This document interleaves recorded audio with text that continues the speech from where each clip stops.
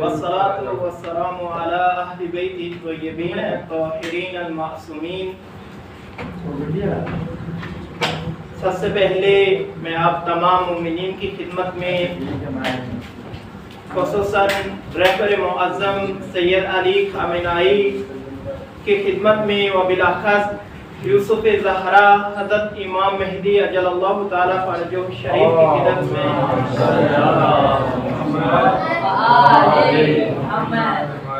رحلت جانسوس رہبر کبیر امام خمینی کی مناسبت سے تعزیت عرض کرتا ہوں، اور میں خصوصاً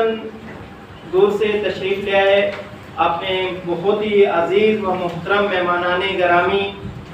آغا سید احمد نقوی صاحب اور ان کے تمام رفقا کا بہت اپنے تہہ دل سے شکریہ ادا کرتا ہوں کہ وہ اس موسم کی خرابی کے باوجود بھی ہماری دعوت پہ تشریف لے آئے، اور